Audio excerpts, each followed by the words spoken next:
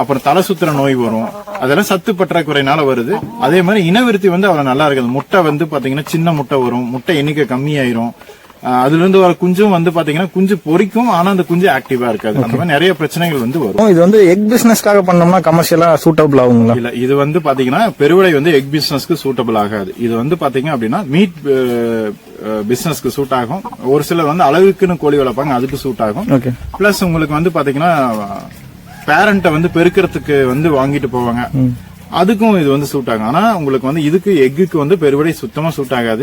இன்னைக்கு market rate வந்து பாத்தீங்க அப்படின்னா 550 இருந்து 600 ரூபாய் கறிக்கு வந்து போயிட்டு இருக்குங்க. வளர்ப்புக்கு அப்படிங்கும்போது தோராயமா பீஸ் கணக்கு தாங்க.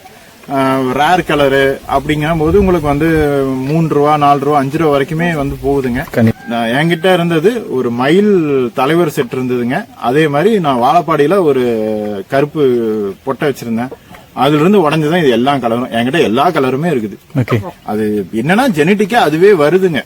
நம்ம வந்து இந்த கலரை போட்டாதான் இது வரும் அப்படின்லாம் கிடையாது. அது மூதாதையர்கள் அந்த மாதிரி இருந்திருக்காங்க, அதனால உடஞ்சு தன்னை போல வருது. கண்டிப்பா.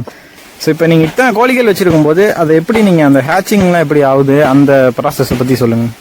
நாம ஆக்சுவலா பெருவிடை நாட்டுக்கோழி பண்ணை வச்சிருந்தா நீங்க கம்பல்சரி கமர்ஷியலா பண்ணும்போது, அதாவது ஒரு 10 பெட்டை கோழிக்கு மேல இருந்தாவே நீங்க இன்குபேட்டருக்கு போயிடணும். தெளிவா சொல்றேன், ஃபுல்லி ஆட்டோமேட்டிக் இன்குபேட்டருக்கு தான் போகணும். நீங்க வந்து மேனுவல் கூட யூஸ் பண்ணலாம், தப்பு இல்ல. பட் உங்களுக்கு எல்லா சீசனுக்கும் அவுட்புட் ஒழுங்கா இருக்காது. ஒரு ப்ராப்பரான fully automised with humidity controller, accuracy அதிகமா இருக்கிற மாதிரி இருக்கணும். செல்ஃபா அதுவே பாத்துக்கிற மாதிரியான மிஷின் இருந்துச்சு அப்படின்னா உங்களுக்கு வந்து ஃபெர்டைலான எக்ல இருந்து உங்களுக்கு வந்து 80 to 90% அவுட்புட் வந்துடும். அதுக்கப்புறம் நாம அதை அந்த சிக்ஸை ப்ரூடிங்க்கு எடுத்துட்டு போனோம். ப்ரூடிங்ல நான் எல்லாரும் செய்யற தப்பு என்னன்னா, இந்த ஆன்டிபயோட்டிக்ஸ் வந்து கொடுப்பாங்க. அது கொடுத்தீங்க அப்படின்னா நீங்க மினிமமா இப்ப கொடுப்பீங்க. பெரிய கோழியாகி நீங்க அதே ஆன்டிபயோட்டிக் தான் இன்ஜெக்ஷன் வழியாவும் இல்ல வாட்டர் சோர்ஸ் வழியாவும் கொடுப்பீங்க. அப்ப வந்து கேட்காது. சிக்ஸுக்கு ஆன்டிபயோட்டிக்ஸ் தவிர்க்கணும். முடிஞ்ச வரைக்கும் 2.5 மாசம் வரைக்கும் ஆன்டிபயோட்டிக்ஸ் இல்லாம நீங்க குஞ்சுகளை வேக்சின் பண்ணி வளர்க்கணும். இந்த கொரேசா இந்த மாதிரி டிசீஸ் வராம இருக்கிறதுக்கு நீங்க டிஸ்இன்ஃபெக்ட், நேச்சுரல் டிஸ்இன்ஃபெக்ட் எல்லாம் இருக்கு. அப்படி எல்லாம் பொட்டாசியம் பர்மனேட் எல்லாம் ஸ்ப்ரே பண்ணி நீங்க வந்து காப்பாத்திக்கலாம். லேண்ட்ல இருந்து கீழே இறக்கணும்னே ஒரு 30 நாள் மட்டும் தரையில மேய்ச்சல் கூடும்போது நம்ம நல்லா பார்க்கணும், அதுக்கு வேற ஏதாவது இன்ஃபெக்ஷன் இருக்கா வருதா அப்படின்ற மாதிரி. 30 நாள் சஸ்டைன் ஆயிடுச்சுன்னு வச்சுக்கோங்களேன், அதுக்கு மேல அதுக்கு வந்து பெருசா நோய் வராது. அதே மாதிரி ராணிகேட் டிசீஸ்க்கு வந்து அடிக்கடி நீங்க வந்து வேக்சின் பண்ணிக்கணும். அதே மாதிரி உங்க ஏரியாவில் ஏதாவது ஃப்ரீக்வெண்டா அம்மா வர மாதிரி இருந்தா அம்மைக்கு தடுப்பூசி, இல்ல உங்களுக்கு வந்து வேற மாதிரி ஏதாவது டிசீஸ் இருக்கு, ஐபிடி கம்ப்ளைண்ட் இருக்குன்னா ஐபிடிக்கான வேக்சின் போட்டு வச்சுக்கிறது ரொம்ப நல்லது. பேரண்ட்டை கம்பல்சரி வேக்சின் பண்ணி வச்சுக்கணும். ஆர்கானிக்கா வேக்சின் இல்லாம வளர்த்தவே முடியாது. ஃபர்ஸ்ட் பெட்டைக்கோழி கரெக்டான இடத்துல முட்டை போடுறதுக்கு காரணம் சேவல். உங்ககிட்ட அறிவான சேவல் இருந்துச்சுன்னா அதுவே கூட்டிட்டு போய் இடம் காமிச்சு முட்டை போட வச்சிரும். என்கிட்ட இருக்கிறது எல்லாமே அந்த மாதிரி சேவல் தான். ஒரு சேவலுக்கு வந்து 4 பெட்டை அது கூட்டிக்கிட்டு போகும். அது கூடயே இருக்கும். முட்டை வைக்கும்போது அதுவே கூட்டிட்டு போய் இடம் காமிக்கும். முட்டை வந்து நான் ஒரு நாளைக்கு 4 தாட்டி கலெக்ட் பண்ணுவேன். அப்பப்ப கலெக்ட் பண்ணிக்குவேன். ஏன்னா நம்ம வந்து நமக்கு முக்கியமான எதிரியே காக்கா தான். என்னோட இது என்னன்னா, காக்காவுக்கு ஏதாவது பண்ணி பண்றதை விட நாம வந்து காக்காவுக்கு முன்னாடி முந்திக்கிட்டு முட்டையை எடுத்துடணும். நீங்க 4 நாள் அப்படி பண்ணவே காக்கா சரி இவன் கொடுக்க மாட்டான் அப்படின்னு அது வராது. நாம வந்து எம்கே இன்குபேட்டர்ஸ் சொல்லிட்டு இன்குபேட்டர் கம்பெனி ஒண்ணு வச்சிருக்கோங்க. லாஸ்ட் 9 இயர்ஸா வந்து பண்ணிட்டு இருக்கோம். நம்ம வந்து பாத்தீங்க அப்படின்னா சின்ன லெவல்ல இருந்து நம்ம பண்ணைக்காக மிஷின் ரெடி பண்ண ஆரம்பிச்சு கொஞ்சம் கொஞ்சமா அது படிப்படியா அதை வந்து மெருகேத்தி இப்ப வந்து குவாலிட்டியான இன்குபேட்டர்ஸ் ஃபுல்லி ஆட்டோமைஸ்டா நம்ம வந்து பண்றோம். முக்கியமா பெருவிடை நாட்டுக்கோழிக்கு வந்து சப்ளை பண்றோம். 60 முட்டையில இருந்து 15,000 முட்டை வரைக்கும் கோழிக்கு பண்றோம், காடைக்கு பண்றோம், வான்கோழிக்கு பண்றோம், இந்த வாத்துக்கும் பண்றோம். இந்த மாதிரி எல்லா பிரீடுக்கும் வந்து பண்ணி கொடுத்துட்டு இருக்கோம். நம்ம சக்சஸ்ஃபுல்லா பண்றோம். அதே மாதிரி அதர் பிராண்ட் மிஷினுமே நம்ம வந்து டோர் ஸ்டெப்ல சர்வீஸ் பண்ணி கொடுக்கறோம். அது இன்கேஸ் பிராண்டட் மிஷினா இருந்து சர்வீசபிளா இருந்தால் மட்டும்தான்.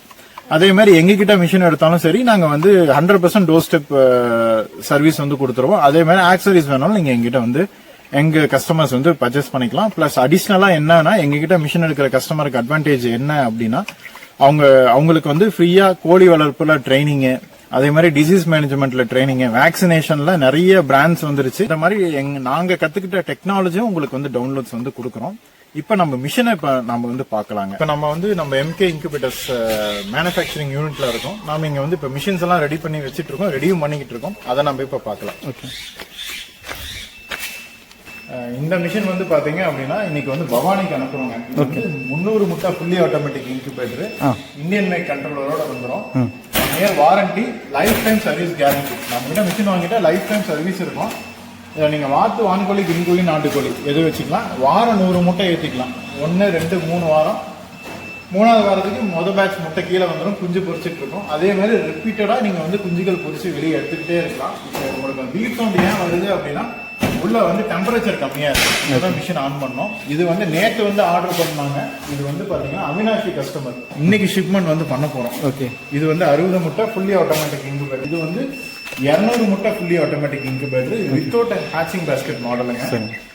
இதுலயுமே ஆஸ் யூஷுவல் எல்லாமே வச்சுக்கலாம். ஹியூமிடிட்டி கண்ட்ரோலரு, ஆட்டோமேட்டிக்கா தண்ணி உள்ள போறதுக்கான ஃபெசிலிட்டி எல்லாமே. ஒன்ஸ் முட்டை வச்சுட்டா நீங்க வந்து மறுபடியும் இதை வந்து எதிர்பார்க்கணும்னு அவசியமே கிடையாது. இதுவே எல்லாம் பண்ணிக்கும். ஏதாவது ப்ராப்ளம் இருக்குன்னா இப்போ ஒரு பீப் சவுண்ட் கேக்குது பாத்தீங்களா, அந்த மாதிரி பீப் சவுண்ட் வந்து உங்களுக்கு வந்து கேட்கும். அடுத்தது நம்ம பாக்குறது வந்து பாத்தீங்கன்னா இது வந்து பாத்தீங்கன்னா 800 முட்டை ஃபுல்லி ஆட்டோமேட்டிக் இன்குபேட்டர். இது வந்து ஒட்டன் கசரத்துக்கு வந்து போகுதுங்க. இது வந்து பாத்தீங்கன்னா பெருவிடை நாட்டுக்கோழி பண்ணிக்கலாம். பெருவிடை நாட்டுக்கோழி ஃபார்ம்ஸ் எல்லாமே பாத்தீங்கன்னா இன்குபேட்டர்ஸ் ஃபுல்லி ஆட்டோமைஸ்டு இன்குபேட்டர் இல்லாம ரன் ஆகுறது இல்ல. பெஸ்ட் குவாலிட்டியா பண்ணி தரோம். நீங்க என்ன கஸ்டமைஸ்டு பண்ணி கேட்டாலும் நாங்க வந்து பண்ணி கொடுக்குறோம். அந்த கஸ்டமைசேஷன் நீங்க கேட்கறது ரீசனபிளா இருக்கும். நாட்டுக்கோழி பண்ணை பத்தி நிறைய விஷயங்கள் சொல்லியிருந்தீங்க. ஸோ மீண்டும் அடுத்த பதிவில் சந்திக்கலாம். நன்றி, வணக்கம். நன்றி, வணக்கம்.